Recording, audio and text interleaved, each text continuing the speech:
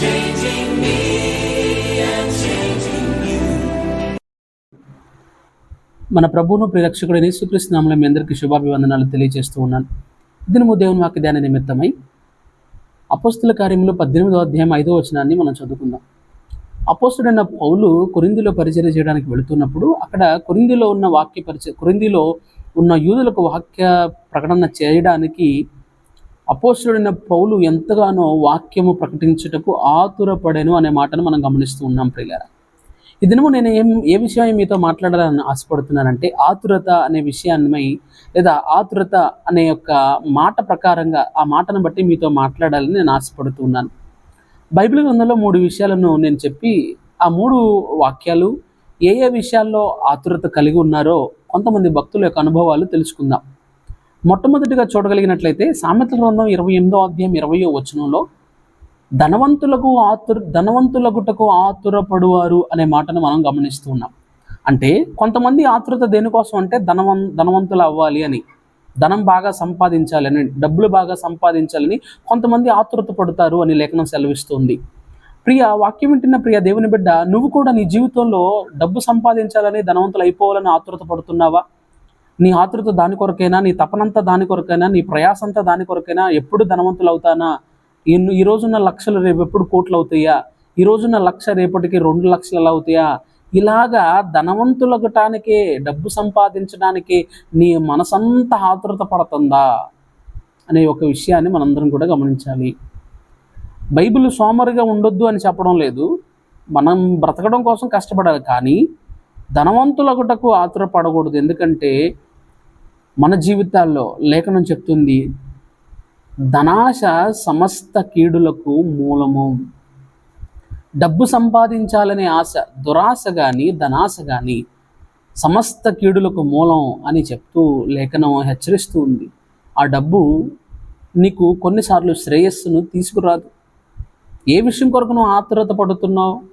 రెండవదిగా గమనించగలిగినట్టయితే యెషయా గ్రంథం 56వ అధ్యాయం 11వ వచనంలో తిండి కొరకు ఆతురత పడువారు అనే మాటను గమనిస్తున్నాం.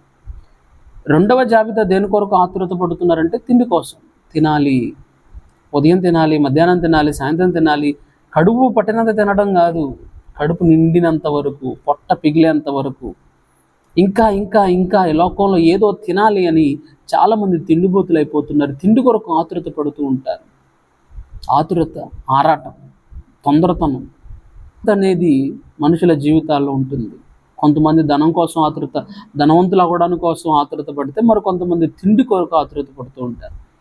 ఎక్కడ ఏ రెస్టారెంట్లో ఏది బాగుంటుందా, ఏది టేస్ట్ చేయాలా అని కొత్తగా రెస్టారెంట్ పెడితే అక్కడికి వెళ్ళాలి, దాన్ని టేస్ట్ చేయాలి, దాన్ని నేను సర్టిఫై చేయాలని అన్ని ఇంటిని కొరకు చాలామంది తిండి కోసం ఆతురత పడుతూ ఉంటారు.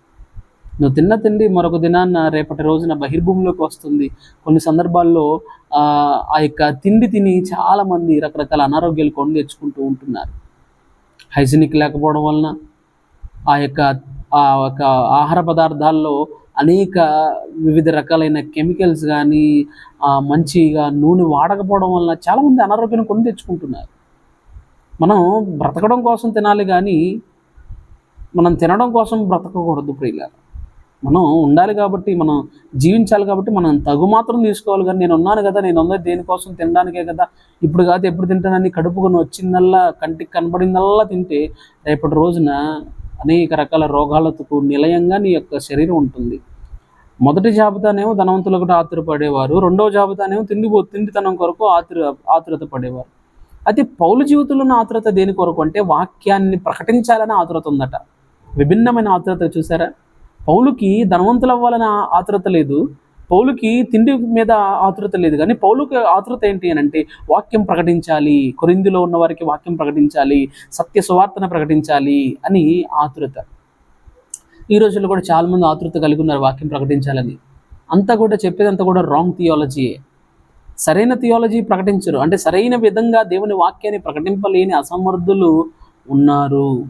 విచారకరమైన విషయం అయినప్పటికీ చెప్పక తప్పదు. ఎందుకు అనంటే వాక్యానుభవం వారి జీవితాల్లో మొదట వారు పొందుకోలేకపోతున్నారు. వారి జీవితంలో ఉన్న అనుభవాలను బట్టి వాక్యాన్ని సపోర్ట్ చేసి వాక్యాన్ని ఆ యొక్క సాక్షార్థమై చెప్పేవారు చాలా తక్కువ మంది. రెండవదిగా ఉన్నది ఉన్నట్టుగా దేవుని వాక్యం ఏది ఎలాగ ఉపమానించి లేకపోతే నొక్కి వక్కాణిస్తూ చెప్పిందో అలాగ చెప్పేవారి సంఖ్య చాలా చాలా అరుదు.